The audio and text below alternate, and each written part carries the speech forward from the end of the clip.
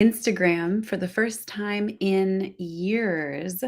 I am no longer uncomfortable, nervous, insecure, scared to talk about Instagram. And in this video today, I'm going to share with you basically some of the biggest mistakes I've made when it comes to Instagram, what's going really well with Instagram, the things that have helped me to grow, basically everything that I would and would not do if you handed me a brand new Instagram account tomorrow and said, start from scratch, build this on up.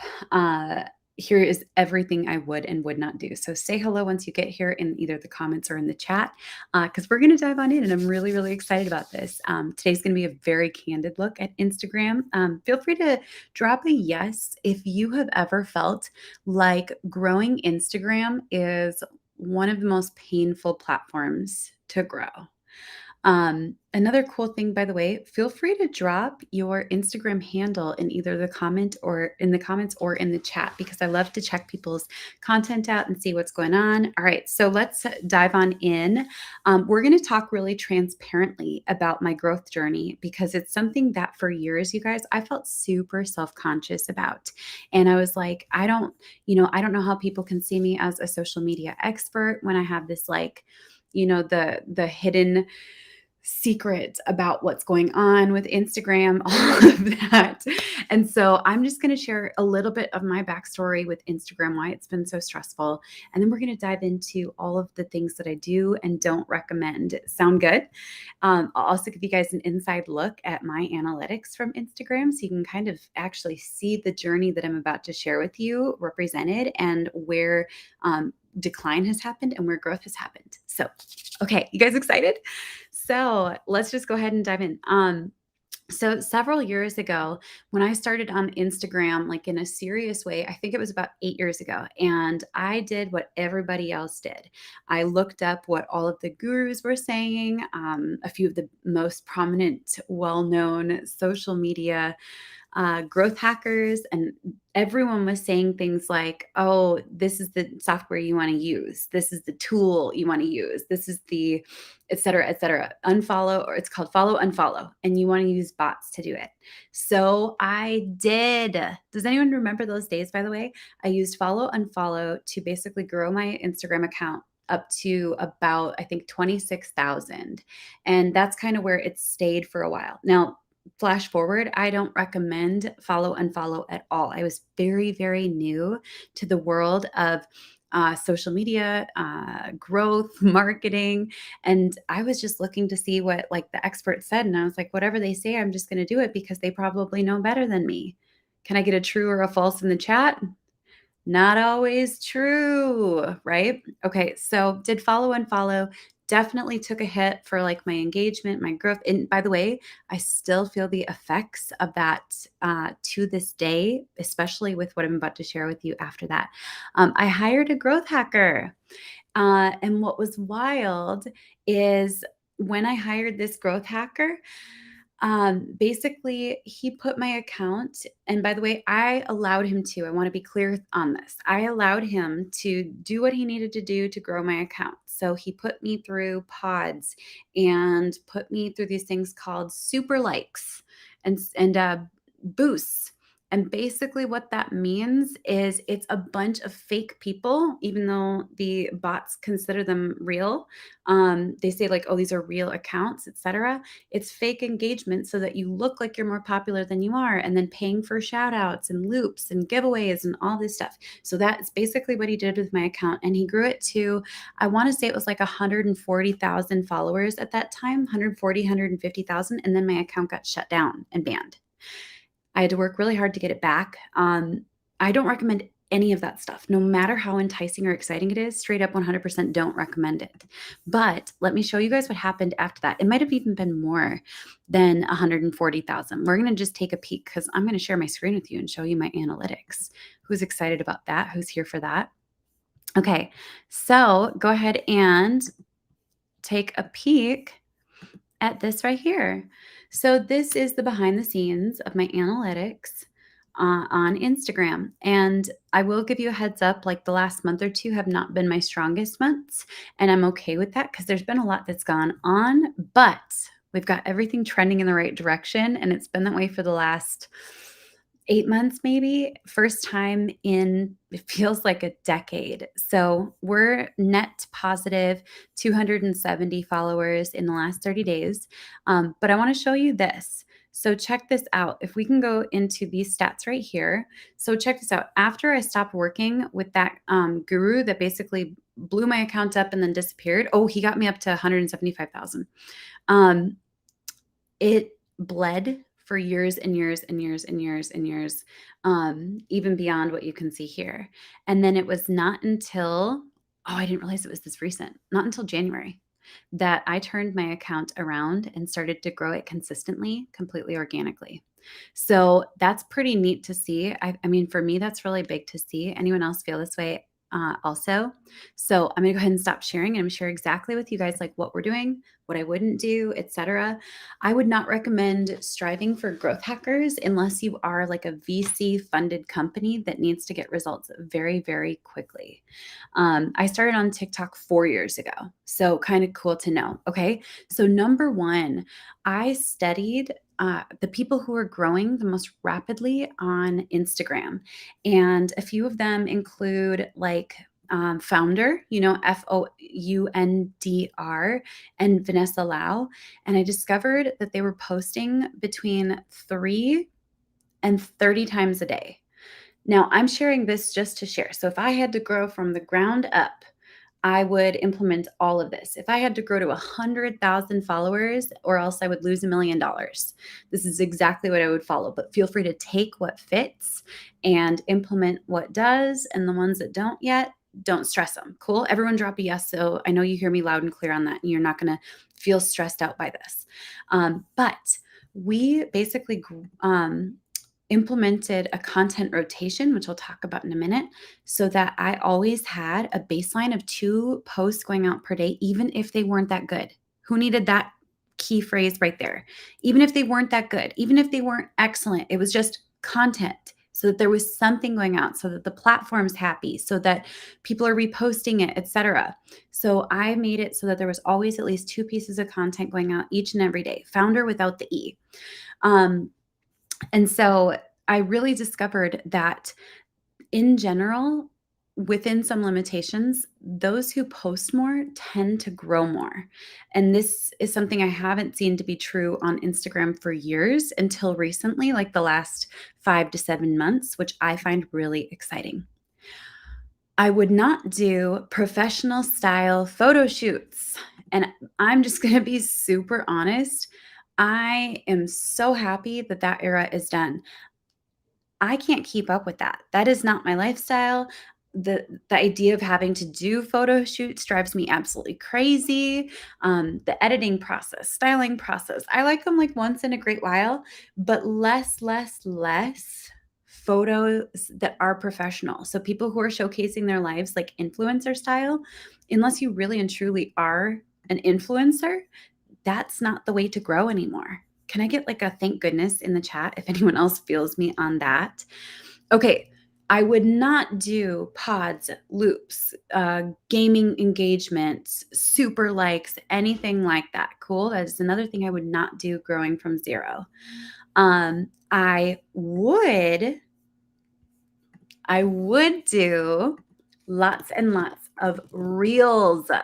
Now, I'll share something that has been really helpful for me. So, all of my reels start out as TikToks, and I use a process called domino content that I break down in depth inside of the content domination system, which is pretty cool. But the content that I create on TikTok carries me also on other social media platforms such as Instagram. So I don't create separate content for each platform. The reels that I repost from TikTok are more than enough to help me grow on Instagram as well, which makes me so happy, right? The more reels, the merrier. This is another thing that I would keep in mind. So if I can get into a pace of doing 1, 2, 3, 4, 5 reels a day, that's going to lead to faster growth. Carousels lightly. So carousel is like the images in a row, but there's a difference between the way that people have used carousels previously versus what is working right now. So what's working right now is kind of the carousels that look like text from another social media platform. So it kind of looks like this. Who here knows already what I'm talking about? Okay. Even though Instagram says that, you can still feel free to repost from TikTok because they're still crushing it as it stands today. By the way, actually, I'll share this later for you guys. So the carousels that are working the best right now are the ones that have like your profile picture, your name, your handle, a headline, and then lots of value. Got it? These seem to be working the best, especially if it's like next slide and then there's more value on the next slide. Cool. So those are the ones that we tend to find are working the best, or ones that describe processes, and each slide has a new process kind of built into it. Cool. Oh, this is so fun. Like, this is a new era and this makes me so stinking happy. Anyone else feel this way? By the way, guys, I'm going to drop this in the chat in case anyone wants more information and support. I put together the ultimate social media marketing bundle. It's totally free. There is an optional upsell on the second page, but feel free to grab that free bundle at that link. Okay, so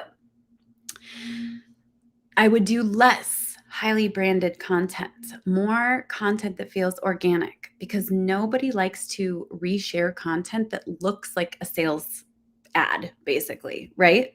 So less highly branded content, more shareable content, meaning stuff that makes someone say, this is so good, I need to share this with my sister, my bestie, my neighbor down the street. I want to put this on my story because this is going to help people. Cool. Okay.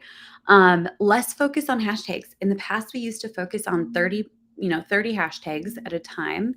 And the truth is, you really don't need more than 3 to 9 now. Test to find your special sweet spot.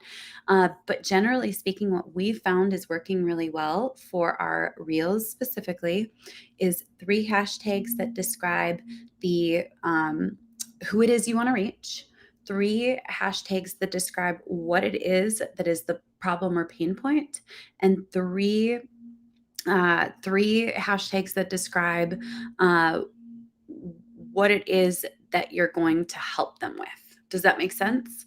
So that's been a really, really great. The 3x3 has worked really, really well. You can use less hashtags on content that is more graphic or quote based, which is kind of neat because you want that to be more focused on the share than necessarily the organic reach without the share. Okay. Creating a content rotation using Metricool's auto lists. Reminder, Metricool is my client. I don't make anything for you signing up to use them, but straight up, that's how we created our content rotation, where 2 pieces of content are going out every single day, whether or not. Why does that sound so weird right now? Whether or not I get to creating reels that day, there's at least a baseline going out. So every 3 months, the same content goes out. So it's very, very evergreen. It's not content that becomes invalid in, let's say, 3 months. It's all very evergreen content, and it creates that incredible baseline, which is so, so powerful. There are 2 types of captions to focus on: long and short. When you are creating something for shareability, for example, if I wanted to create a quote that I wanted people to share, like, I don't know who needs to hear this, but it's time to just create some stinking content. That would be, by the way, an amazing quote card to use on Instagram. I would use a shorter caption because the focus is on the content piece. Does that make sense? If I'm going to post a photo of myself or something from a launch or something promotional, the focus is going to be more on the caption. So then you want to do a longer explanation of a caption. So the value either needs to be in the post or in the caption. So if it's in the post and people are going to share it, feel free to use a shorter caption like, Tag someone who needs to hear this. Drop the praying emoji if you agree, etc. Drop a yes if, by the way, this is already helping and you've heard at least 1, 2, or 3 things that you can implement immediately. So exciting. Okay. If I were starting from 0, I would respond to every comment with a thoughtful response, potentially even asking questions to get the engagement moving forward in an even bigger way. So if someone said, I love this quote, awesome. Oh, I see you're from Ontario. Where in Ontario are you based? Get the conversation going, just like you would do some small talk if you were, let's say, a hairdresser, which I used to be. Okay. And then I would, as my account grew to 100,000, I would slowly move towards making sure that I just respond to the comments that come in within the first day, not every single comment. So the comments that come within the first day, and then move towards maybe the first 3 to 5, etc., as the demand gets bigger, as you produce more content, etc. So, I hope that this has been really helpful.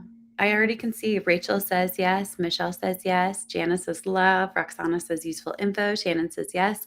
Do you guys want me to start creating more of these types of tutorials that have less fluff, less editing, less professional production, etc., and more just value? Here's what I would do. Here's a story of why it went wrong, etc. Drop a yes in the comments or in the chat, and also feel free to share with me what other topics you'd love for me to talk about. Maybe it's TikTok, maybe it is creating content as a whole, time management as a mom. It could be building your email list, how to nurture your email list. I've noticed that a lot of people are getting to the place where they're getting more and more polished and professional with their videos. And I've actually been thinking about kind of intentionally doing the opposite and just being like, let's just dive in. Let's talk. Let's make this an awesome dialogue. Let's straight up get into the things that actually make the difference for you. Cool? All right. I'm going to let you guys go. I'll drop one more time. This is the Ultimate Social Media Marketing Bundle. Feel free to scoop that up for free. I'm going to work on some really cool freebies for Instagram. Where else do you guys want freebies for? Drop them in the chat so I can see what kind of topics do you want bundles and masterclasses and trainings and all of the above on, because straight up, we're just all getting started together. You guys ready? All right, I'm going to let you go. I got to go make some din for the fam, and I will catch you guys in next time. And if you want to check out some of the other resources we have, check out the bio beneath this video. I'll catch